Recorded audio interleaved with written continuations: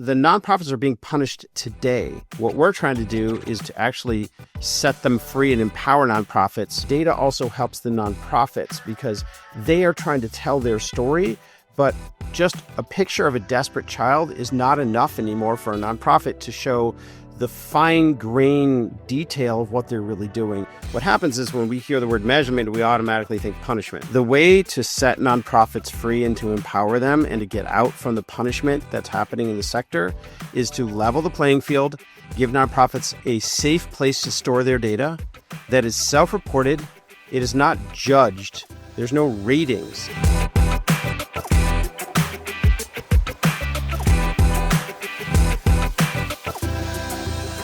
So we're living in a world of declining trust, and not to be negative, but that is the reality. And this lack of trust is having a material impact on people and corporations' willingness to make donations and give to charity. And so in the US, the amount of households that donate has gone down by 24% between 2000 and 2018. And donation amounts by individuals decreased 51% when you adjust for inflation. Yet high net worth households are actually increasing their impact investing. It's doubled between 2017 and 2020. So what's going on, right? It used to be that we would just give where it felt good, but many people, especially younger generations, are just less willing to give to charity unless they have proof of how the funds are being used and the impact that it's having. So according to a survey published by Fortune, 72% of people who increased their charitable contributions said it was essential to trust a charity before giving.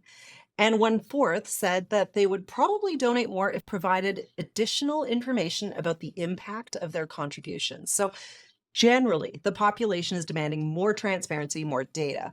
And corporations, especially corporate foundations and boards and senior executives who fund social responsibility investments, are demanding more data. And this is increasingly true in the past few years as we've experienced a more constrained economic environment where every investment needs to demonstrate ROI. So why should charitable giving be any different? The problem, though, is that measuring social impact is a hell of a lot harder than measuring something like carbon, for example. And there's no universally accepted definition of the different outcomes in this realm. So whether that's access to food, financial literacy and skills, career access and readiness, or physical and mental well-being of children. Like, there's no general acceptance of a single way to measure these things across nonprofits, let alone across companies who invest in these cause areas. But there are people who are doggedly working on this problem with the belief that transparency and standardized outcomes reporting will unlock more giving and bring some much needed trust and confidence in a sector that's been, known more for helping people feel good than really do good. So today's guest is Jason Saul, one of the bold humans who has dedicated their lives to cracking the nut on standardized impact measurement. So Jason is the CEO of Impact Genome Registry, as well as the executive director of the Center for Impact Sciences at the University of Chicago. He's also the founder and CEO of Mission Measurement and has authored 3 books about measuring impact, the first of which came out 20 years ago, which is, long before most of this was on people's radars, and maybe longer than some of our listeners have even been alive. So ever since, Jason has been developing new methods to standardize, benchmark, and predict social outcomes such as a cleaner environment, improved equality, safer communities, and he advises governments, corporations, nonprofits on how to track and share the good that they're doing in the world. Most recently, Jason and his team designed and launched the Impact Genome Registry, the world's only standardized impact registry. And so the Impact Genome Registry is a centralized database of impact data on more than 2.2 million global nonprofits and social programs, and nearly 5,000 of these have registered and verified the outcomes of their work. So work like this is really setting the groundwork for a whole new approach to giving, one that is much more science than art, and one that has the potential to bring more funding and donors, but not without its own hurdles and challenges. And I think Jason will be the first to agree with that. He knows this world better than just about anyone. So welcome, Jason. Hey, Sona. So glad to be here. I love that you're digging in on this. Awesome. Well, it's great to have you. And I think you're coming in from Chicago, where you live and work. Yes.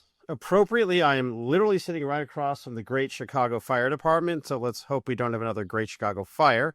But we're definitely going to set this sector on fire. So let's I love let's it. throw some sparks here, Sona. Awesome. Let's do it. So, why don't we start right at the beginning, Jason? Let's define some terms for people: impact data, measurement, reporting, standards. Help us out here. Yeah, it's great. So this is a real alphabet soup, and let's make it really simple.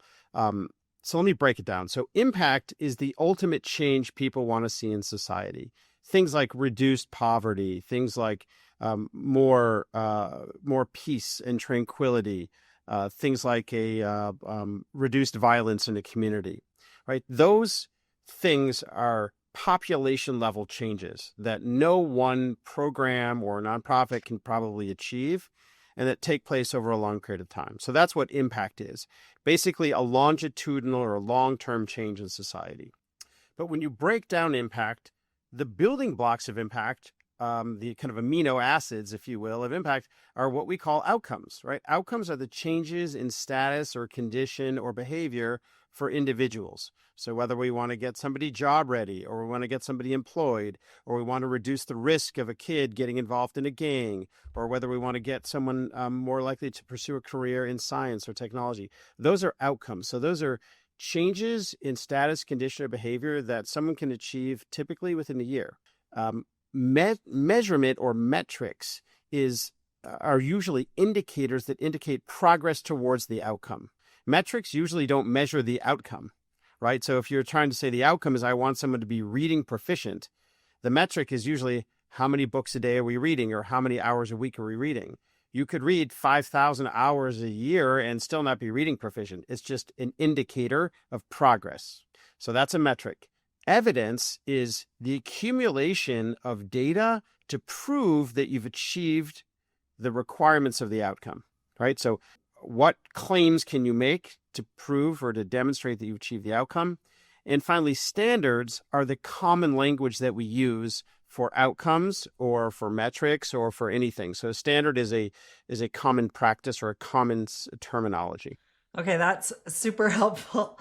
And I think actually that segues nicely into the next question I had, which is around the genesis of the registry. Can you help us understand a little bit about what prompted you to start that? Yeah, it's really funny. I went to law school, and at law school, we studied thousands and thousands of cases, and those cases were indexed according to something called the Westlaw key system. In these databases or registries of case law called Westlaw or LexisNexis. And so we were able to navigate our way around the case law and find the case that matched the legal requirements of what we were trying to litigate, right? And the way that those registries or databases of case law were organized was according to an index of codes. What jurisdiction, what was the matter of law, who were the people that were litigating. And so you could basically find the case law. And so as I started thinking about social impact, because I went to graduate school for public policy before law school, I started thinking about, well, how would this apply to the social impact world, right? Where's our registry? Where's our index? Where's our set of knowledge and precedents? How do we organize all this information about what works? And if you look at every other realm of the economy, we have a registry. We have a registry for DNA. That's why you and I could spit in a cup and send it into 23andMe and find out our genetic match, because there's a registry of everybody else's DNA and all the research. There's a registry for financial information about companies or about individual credit scores. So those Experian or Equifax are registries of that type of data. And as I mentioned, there are legal registries. So as we started to focus more on like trying to change the world, and I started something called the Center for What Works back in 1994, which is now how many years ago? 30? I think I was like, 25 You years must have been old. 12. Yeah, exactly. Right about that. And at the Center for What Works, I wanted to figure out what works, right? And we were all in grad school. And we're like, hey, how do we figure out what works? We all want to change the world. But there was no registry. There was no index, there was no database of knowledge about what works. And that's what was really the genesis of all of this, Sona. And then just snap to present, I left law and became a consultant. People wanted to hire us, and particularly me, to measure what works. And I started measuring what works over and over again. And many of the programs were trying to solve the same thing. Yes. I remember at one point we measured the impact of STEM, science, technology, engineering, and math grants for a company called 3M. And they had a program called Sparticle. And so we put all the research together and we accumulated it. And we said, all right, here's how you measure it. And then we got a call from Intel and they said, hey, we have these STEM grants. Can you help us measure the impact of that? I'm like, just literally did that, but okay. So we do that. And then Microsoft's like, hey, we have these STEM grants. Can you help us measure the impact? And then Adobe said, wait, we have this Adobe Youth Voices program. It's a STEM initiative. Can you help us measure the impact? And that is what triggered, like, we've got to stop the madness. Because one, we are recreating the wheel every single time we give a grant. They're all aiming at the same outcome. And when I looked at hundreds of those STEM grants, I realized that there were only 3 outcomes.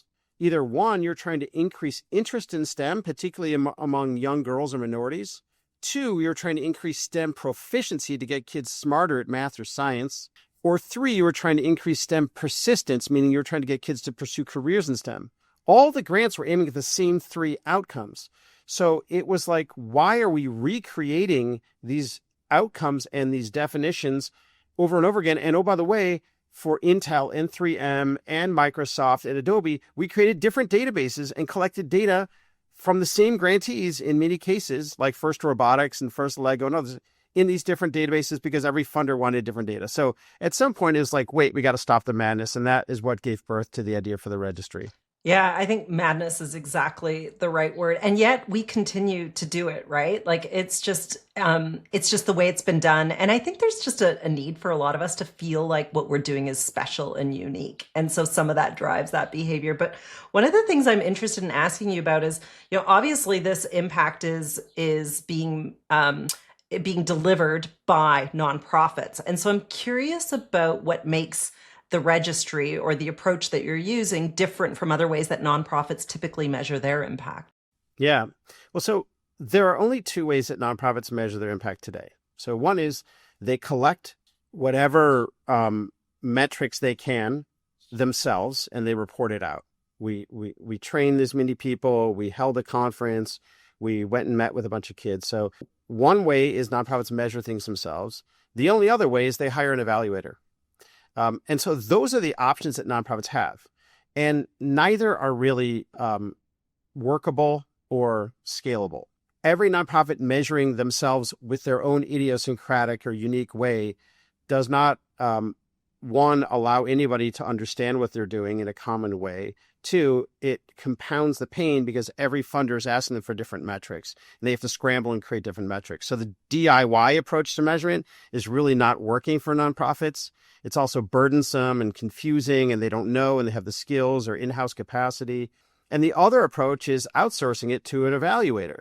And I used to be one of those guys. And you have to hire a third party to come in and judge you and crawl through your program and write up findings over the course of a year or 2. It costs oftentimes hundreds of thousands of dollars. And that is also not a good solution. So we're forcing nonprofits to choose between 2 unacceptable binary choices. And so the registry is really the third way, right? The registry is a self-reporting system. It's almost like, think about like the IRS in the United States or the CRA in Canada. We self-report our taxes. We use either TurboTax or we just fill out the form and we submit it. But we don't have an evaluator or an auditor for all of our individual taxes. Most of us, we self-report it. And we report it in a structured, standardized way, according to some rules and guidelines and common terminology into a central place. That's really the same thing as a registry. It's the same thing when we spit in a cup and send in our DNA. It's all structured and standardized. And so the registry is really a new tool for nonprofits to be able to store and verify and promote their impact. So a nonprofit is able to store their impact data in a registry. It's their data. We verify that it's complete and accurate. And then anybody can access that information so they can push their impact to any donor. Donors can access that data through partners like Benevity. And the registry is really a tool for nonprofits to own their impact. Yeah, I'm going to come back to that in a bit, but I was just, as you were talking, reflecting a bit on when we first met, which was 2019, Jason. And at the time, I remember the first time I met you, I remember thinking to myself, I didn't say this out loud, but I was like, this guy's kind of a rabble rouser and a bit of a troublemaker. And, people just don't always like it when you take the heart out of charitable giving, right? And you try to distill their work and their hard work and their noble work into a framework that simplifies it down to its, bare bones or its amino acids, like you were talking about before. Yeah. And in fact, I was recently having a conversation with a common peer over at the Bill and Melinda Gates Foundation. And he mentioned to me that there's a lot of known biases in giving, right? Like humans are very subjective creatures, especially when deciding which cause we want to support. And the thing that he said to me that I thought was so interesting was that, and we're comfortable with this subjectivity in this domain. So we're not actually looking at data and we're okay with that. And yet the research shows that when we know the impact of our giving, we're much more likely to feel happier and experience a sense of well-being. So this has come through academic research. And I know this from experience. Like when I know the impact I'm having, I feel so much better about it and better about my life. So I'm just curious about how you think about all of the, this and the role of data in this domain. Mm-hmm. That's a really good question. So I don't think about data necessarily as hard data analytics, analyzing nonprofits purely by their numbers. I think about data as a common set of codes. So, for example, if you are a donor and you subjectively, personally, whimsically want to give to the arts in Chicago, data allows you to find organizations that match not just the arts, but what outcome in the arts. So do you want to sustain arts institutions? Do you want to increase access to the arts for underprivileged kids? Or do you want to help artists make a living wage and be financially self-sufficient? Those are very different outcomes that are data, meaning if I'm a donor, I can subjectively want what I want, but I still need some guidelines, codes, taxonomies, common language that helps me find what I want. And so data isn't necessarily inimical to subjectivity. It actually enhances it. It allows us to find the characteristics about the organizations. It allows us to be able to match the organizations. It allows us to understand what type of impact we really want. And yes, there is actually hard data about the results of those organizations, which a donor may or may not care about. But even if they don't care about the results, data will still help them find, connect to, and understand the purpose of that organization. Yeah, I think that makes sense, right? Like it's been a missing piece. And so all you're doing is just adding another tool that people can use to sharpen maybe their decision-making process, inform it, help them identify causes that they may have an affinity for. I like that, right? It allows a much more holistic approach because I think people, going back to what you said earlier about being kind of binary in the way nonprofits had a choice to measure, I think people feel like data is in opposition to feeling or giving from the heart. And I think they don't have to be. Well, and in fact, you mentioned the Gates Foundation. When you talk to the people who run the giving pledge of the Gates Foundation, they will tell you that the majority of the donors have not honored their giving pledge. And the reason why, if you really double click on that, is that they will say that one, it isn't easy for them to give. They don't know where to give. They don't know who's going to achieve the desires they want. And so there's a lot of money sitting on the sidelines. And so data on some level is a way for them and others to unlock giving. And when you mentioned this next generation of people that want to give, it's not necessarily that we need to be data driven. It's that we need, as you said, to have a more robust understanding of what this organization does from the donor's perspective so that we can really understand who's going to pull on our heartstrings, who's going to meet our goals. A picture isn't enough anymore. We want to know who's being helped, where are they, where do they live, what are they going to look like when they are helped, how much is it going to cost to help somebody, how far is my dollar going to go? And on the other side of this, Sona, data also helps the nonprofits because they are trying to tell their story, Yeah. but just a picture of a desperate child is not enough anymore for a nonprofit to show the fine grain detail of what they're really doing. And so they need data. And again, I use data with quotes around it, data in terms of codes and common language and information Mhm. to truly flesh out their story and tell the story of their impact. Yeah, and I think that's especially true in the corporate domain, right? Like um, companies absolutely need more of that. So I just want to turn to that use case a bit.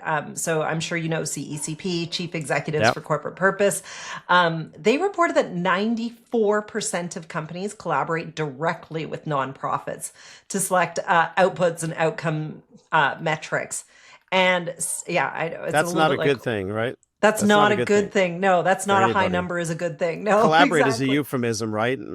Collaborate is a euphemism. A lot of times what you find is I was sitting around the Thanksgiving table last year, and on one side of me was a friend who worked for Google.org, and another side was a friend of hers who worked for Meta in their philanthropic giving. And both of them told me that they were pulling their hair out trying to figure out what metrics they should invent to foist upon the nonprofits that they were giving money to. I don't think it's good for either side, but keep going. No, I think that's exactly right. And I do think that in the corporate context, you feel the pressure to prove. And so you're looking Yes, for the right measures and you're trying to find the perfect measure. that's right. And because those measures aren't well known or understood or standardized or don't have a common language, like you said, we start to try to create it ourselves. And so that actually leads to my next point. So 94% of them collaborating with nonprofits. I'm not sure nonprofits would say they're collaborating, but and 65% of companies use internal and manual resources to measure outcomes and impact of their grants. So like just going back to the madness of the inefficiency, like what things do we do manually in a work context anymore?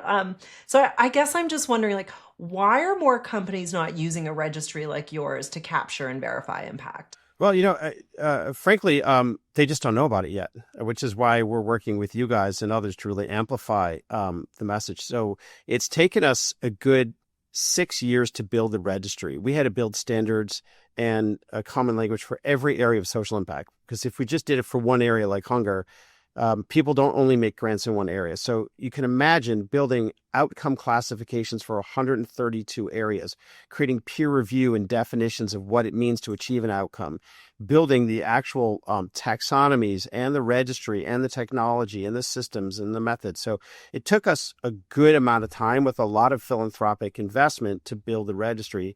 And then for the last couple of years, we've been doing pilots and proof of concept with some of the biggest governments, the U.S. government, Department of Health and Human Services, the Canadian federal government, the government of Ontario, with Gates, with Google, with a lot of major corporations. And now we're ready to scale it. So I think the sector is ready for it. I think there's a lot of madness and redundancy and pain and cost and inefficiency that everybody wants to get rid of. And they're looking for a solution. And this is the most practical, affordable way to do it. You can't afford to hire an evaluator for every one of your grants. And as you say, you can't afford not to evaluate your grants these days because corporations have to justify their budget. So there's got to be a scalable solution, and this is it. And I think it's a good thing. I actually think it's a good thing. We should be held accountable to the investments we're making, social or otherwise. And so you kind of touched on this, but if there is something deeper in here, Jason, I'd love to just explore it a bit, like around who is adopting this approach. So I'd love to know more at an archetypal level or like a Yeah. persona or an industry or a company side. Like, are you seeing some trends and patterns in who is adopting this and, why they're using it? Yeah, it's a really good question. So they'd fall into three categories, right? So let's say the first category is compliance. So these are either governments or large financial services institutions, corporations that are giving away money and need to be able to report publicly about their impact. So they can't just trust some consultant to make up a bunch of metrics. They need auditable, assurable, standardized, independently verified information to make public claims about their impact. So let's call this sort of compliance or public reporting is the first use case. The second use case are, let's call them hardcore impact-driven people. So these are people who are early adopters who have long struggled to solve this problem of measuring impact, and many of them have worked in nonprofits themselves, and now they're in a position of influence giving money away. But they are people who want to solve the problem because they're intellectually curious and it is built into their mission. So I would call those the early adopter types. And the third type are the types who want to reduce the burden on the nonprofits. They don't have a compliance requirement. They're not necessarily curious about their impact as a funder. They just want to reduce the burden on the nonprofits. And they know the pain that they're putting their grantees through, and they can't stand it anymore. And so those are the third category of people that are family foundations. These are philanthropists. These are sometimes corporations or governments. And they're people who just like, hey, let's empower the nonprofits to own their data and give them a tool. Yeah, I think that last use case is probably a driver that I've been hearing a lot from companies and leaders is, I think we came through 2020 and just started to see the burden that we were putting on nonprofits and I think inequity generally became a very big theme. And so figuring out how to actually shift some of the power dynamics. And I am going to come back to the idea of the nonprofits owning their impact, but I want to just stick with this theme just a bit more because some recent data that we shared in our State of Corporate Purpose report was that 89% of social impact leaders are now being asked to show how their impact is being measured and calculated. So I can see that there are definitely some tailwinds on what you've developed with the registry. And our data also showed that the focus on impact measurement and reporting among social impact leaders and corporations is like skyrocketing. So it's definitely an idea whose time has come, Jason. Literally, the labeling of funds that used to be green or sustainable that were regulated about using those labels and having to prove evidence. The same labeling is now being applied to impact funds. So any investment fund that has the word impact in its name, at least in the United Kingdom, must actually have a logic model and must have evidence to prove that they're actually producing impact and not just use it as a marketing ploy. So I think you're right. It is a time has come on a number of levels, from that level all the way down to the compliance. Yeah, just a confluence of macro trends, right, that are making this ripe, a ripe solution for the times that we're in. And I mean, the good news is that investments in measurement and reporting, it's actually the number one area of investment for corporate social responsibility leaders. So it sounds like you're seeing that as well. Is there anything else that you think is fueling it, or are those really kind of the key, the key factors? Well, look, I think if I had to put my finger on it from the funder perspective, at least from corporations and governments, who are probably the biggest adopters of the registry, it is one single thing. It is budgets being at risk. At a private foundation with an endowment, your budget's not at risk. You get the same amount of money or more every year. At a corporation or a government, you have to reclaim your budget every year. You got to make your case. And so those budgets, whether you're at a federal government, at a state government, or a provincial government, or whether you're at a corporation, you have to go make the case about why people should give you more money. It is a discretionary allocation. And as a result, the demand for outcomes is higher than ever. One, because the spending is higher than ever. And two, because people are switched on to the fact that this isn't just sprinkling leftover money around and feeling good about it. They're like, wait, you were supposed to do something with that money, right? Like, we're an engineering company. You were supposed to get more STEM graduates, or we're a healthcare business. You were supposed to reduce food insecurity in our patient population. Did you do that? Because we just gave you 20 million. So what happened? And why do you want another 20 million if you can't show me what happened with the last, right? So I don't know is no longer an acceptable answer. Yeah. Yeah. And, I'm thinking about the consumer trends that have probably driven that level of accountability, right? Like Gen Z, millennials have always had information at their fingertips. They're a little bit more skeptical about being told, and I think as they wanted more purpose in their interactions with brands as consumers or as employees, a lot of companies leaned into this kind of amplifying their impact and their purpose uh, as a PR and a marketing technique. But I think with that comes, okay, now prove it's not just PR and marketing, to your point, right? So, Well, and uh, employees want to know, right? They want to yeah, make authentic impact. They want to know the company is not just doing this for marketing. So, totally. measuring impact isn't just for grants; it's also for employee giving and volunteering because people want to know that their efforts were not for naught. Yeah, and then when you think about mental health being one of kind of the big crises in the world, and really, burnout and mental health in the workplace is a big topic as well. You can see how showing people how when they come to work and they give individual or they're part of a collective at the company giving and they're having an impact, we know that actually increases, oxytocin, dopamine, and enhances people's well-being. So not an obvious mental health. It's not a meditation app. It's actually it's getting to something much deeper. But I want to come back to the nonprofit theme, Jason. We've touched on this a bit, right? So when I talk to folks in the space about this, I hear a lot of concern about potentially punishing nonprofits that are small or grassroots organizations who, may lack access to the resources and skills to put time into measurement, or worse, maybe rewarding large nonprofits who are already really great at measuring and marketing or have the budgets to hire those evaluators. So, I think we've definitely seen a lot of companies instituting equitable practices and enabling, small and proximate organizations. It's a big focus in our space right now. So I just want to ask the question, like, how do you know you're not making this problem worse? So, the problem is already worse, right? So, nonprofits are being punished today. They have to report in duplicate ways to every single donor. They don't own their data. So, when they fill out a report for a grant or from a donor, they don't know where that data goes. It goes into someone's grant system that they never see again. They don't control it. If they have to give information to a rating agency, they don't own it. They're judged by a third party.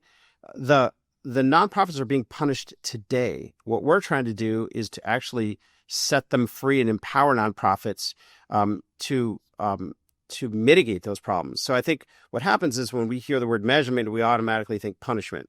When I hear the word measurement, I think empowerment, right? So it would be the same empowerment to say, if you are rewarded for understanding your DNA, you have to be a geneticist. But if you're rewarded for understanding your DNA, and you can spit in a cup and everyone can have access to it for $99, then it levels the playing field. And so the way to set nonprofits free and to empower them and to get out from the punishment that's happening in the sector is to level the playing field, give nonprofits a safe place to store their data that is self-reported. It is not judged. There's no ratings. It's literally just categorized and tagged so that it's structured and people can understand it.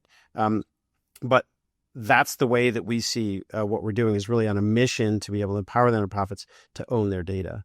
And that's generally speaking, I guess what I'm trying to get at is, will smaller nonprofits be at a disadvantage because they may not have resources, capacity, or, will certain organizations that are focused on long-term outcomes be disadvantaged? Like, I'm just trying to understand, because you think of large organizations having a lot of resources, being really good at this stuff, with their evaluators and their hired people who do this. And so, Maybe. and yeah, maybe that's an assumption. You're right, but I'm just trying to get at so generally I can totally see how this is helping the whole nonprofit sector.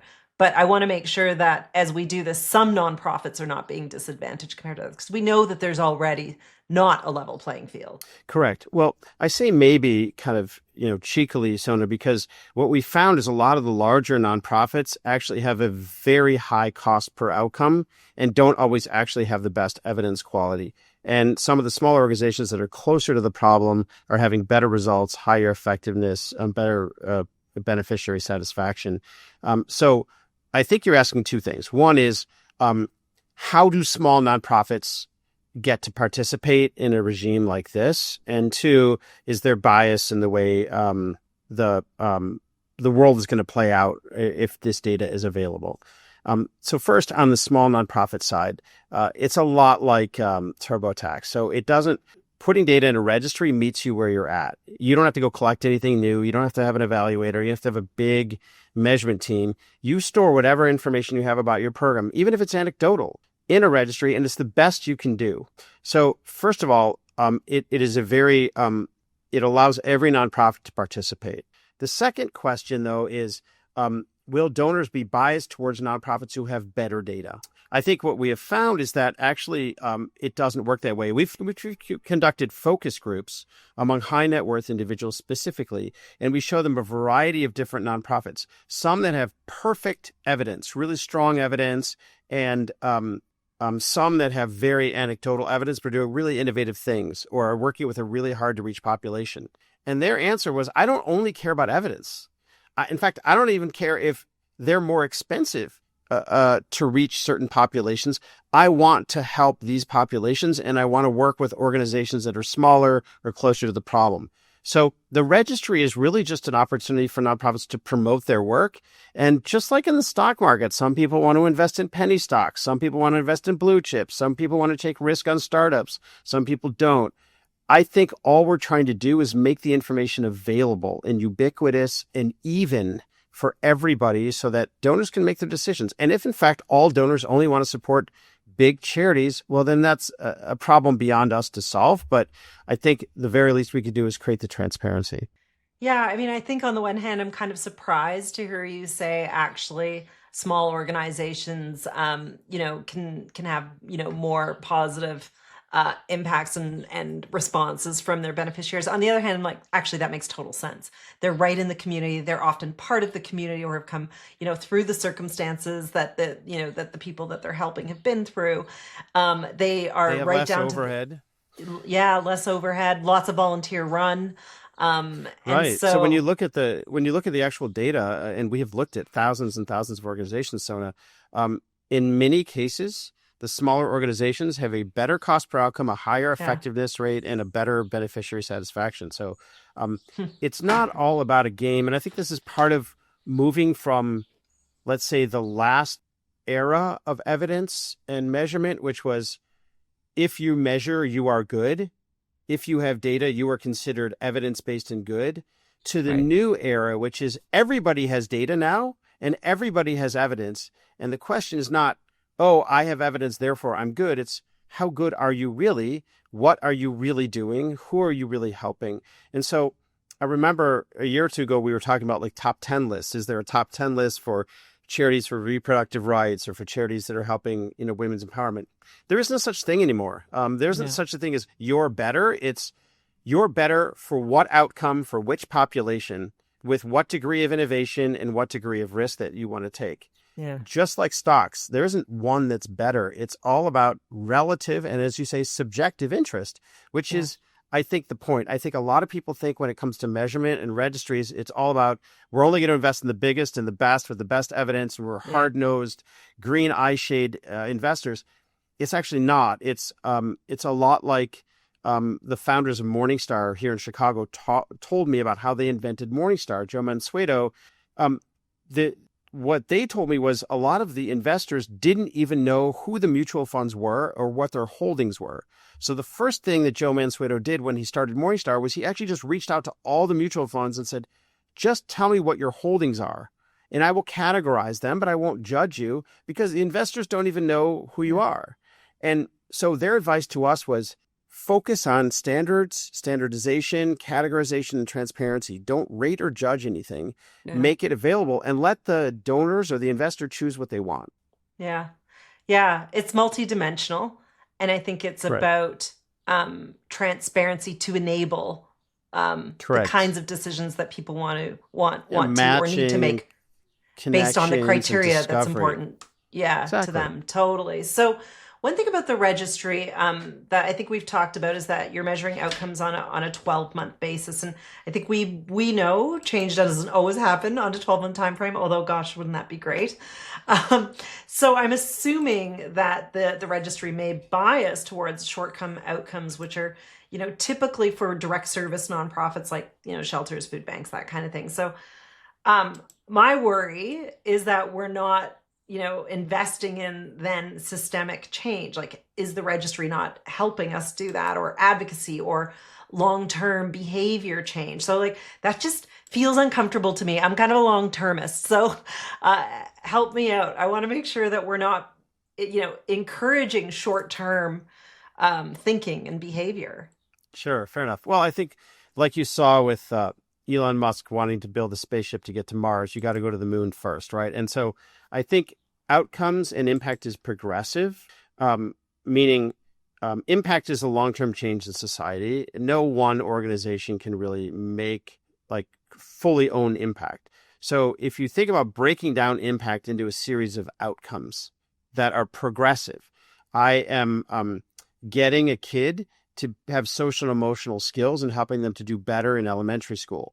That outcome will build upon the next outcome, which is then I'm going to help them with student achievement and do better and get into college, which will build on the next outcome, which is college persistence and completion, which builds on the next outcome, which is workforce, in employment and workforce access. So outcomes are progressive. And my point is that, and let's hold aside the system change work for a minute. I'll get to that. But even in the direct service work, outcomes happen over time. And so any nonprofit can achieve some outcomes in a year. And what we found looking at anywhere from short-term outcomes for like this month to long-term outcomes to like 3 or 4 years is that the right parameter is 12 months. You can achieve intermediate outcomes that are both meaningful and relevant, and not just outputs like training somebody, but that it's still a valuable time frame to report what you're doing.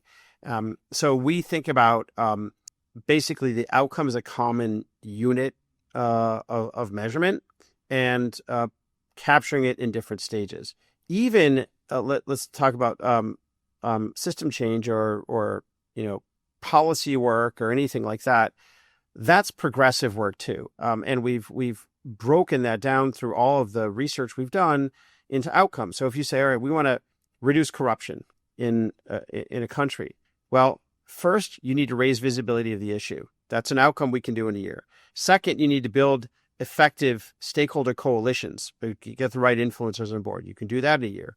Third, you want to influence and pass legislation. You can probably do that within a year. Fourth, you want to be able to enforce that legislation and be able to make sure that there's the supports to reinforce it. So I think what we have found working with so many organizations is that the unit size of an outcome can be defined realistically in 12 months. And any nonprofit, even if they're aiming at a long-term theory of change, can break their theory of change down into intermediate outcomes that they can report on as they go. It's interesting. I was envisioning building blocks. It's just, it's like these different blocks. And so corporate donors, individual donors can actually think about where they want to target their funds in a life cycle of change. It's interesting. I hadn't thought about that before. It is. I mean, all of social change is about a theory of change or about a series of building blocks. And I think we have lacked a language. We have lacked a science of impact, which is why I created the Center for Impact Sciences at the University of Chicago, because we're trying to create a more scientific way of looking at social change. Science is based on standardization, generalizability, and prediction. We can't do that if everything's just mushy and idiosyncratic. We're making up words for everything. And so you got to establish those amino acids, those building block outcomes. And so we're going to start with 132. There might be 140 or even 200, but there's not going to be 2 million.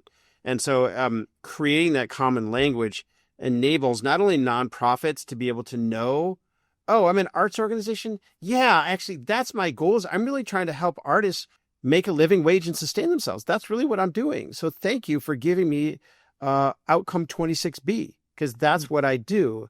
Yeah.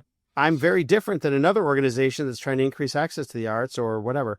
And so it allows us to give a language and to make the data coherent so that donors can match, because no donor wants to support education. That's just a big empty word. They either want to help certain people get certain results in certain communities. Yeah, it's occurring to me. I mean, I'm not going to lie. I started out skeptical about this whole 12-month thing. But what you're actually helping me see is, it's easy to dwell in the problems when they're so big and long term. And actually just thinking about the long term can be paralytic. And so if you can actually break it down into 12-month outcomes, it actually gives people a path towards potentially like solving the problem, which is what all of us want. Well, I'll just give you a quick anecdote. I remember working with the Chicago Community Trust, and there was an organization here called CeaseFire that was helping interrupt gang violence, run by a guy named Gary Slutkin, a friend and very famous guy. And they made like a 10-year, $10 million grant to CeaseFire. And every year, the board of the Chicago Community Trust asked CeaseFire to come and report about their results. And every year, the team came in and said, we don't know. It's going to take 10 years to solve gang violence in Chicago, but we're working on it. So after the third year, the board said, hey, we're giving you another $1 million, but before we do, can you tell us your results? And they said, well, we don't know. It's going to take 10 years. Guess what the board did that year? They didn't approve the money. And they said, at some point, we just can't spray money out there. So if CeaseFire had said at the time, you know what? I don't know what's going to happen in 10 years, but this year we're going to get 1,000 kids off the street. And I can't guarantee you that we're going to prevent gang violence forever, but I can tell you that we are inoculating them against the risk of violence by giving them training and giving them certain developmental assets and protective factors. And we're going to get them jobs. And those things I can measure in a year. And that would have saved them. And so that's, I think as I said earlier, the cost of I don't know is getting very expensive. And even though the big ultimate impact may take years, we have to have an answer every year of what progress we're making. And I think that actually does two things. One is it holds us accountable to making change. And two, it actually gives us the energy, the well-being to continue down the path. Otherwise, it's really easy to become hopeless or pessimistic or cynical about this, and then to just say, you know what, I'm not going to do this anymore. I'm going to find another way to be, or I'm going to insulate myself from listening to the problems because I just can't have a sense of efficacy anymore. So I think what's really powerful about what you've just described is there's a beautiful balance here between this data and information enabling us to hold ourselves accountable to change, but then also actually driving that sense of efficacy that will sustain us in what can feel like really difficult times, actually. It's right, Sona. And that efficacy matters not only for the donor who is asked to give money every year and needs to evaluate, do I want to do this? Do I trust this organization? What are they doing with my money? But it also matters to the nonprofit employees, who, if they don't know that they're making progress every year, they have nothing to hold on to other than this big dark tunnel of whatever they're facing. As you say, that's hopeless for the nonprofit team as well. So giving them an easy way to calibrate their progress is empowering to everybody. Yeah. It's actually just good leadership in a way. So I think that's a great place to end. I think we might need to do a part 2 at some point. We'll have to pick that up because I got so answers many more for you. I'm sure you do.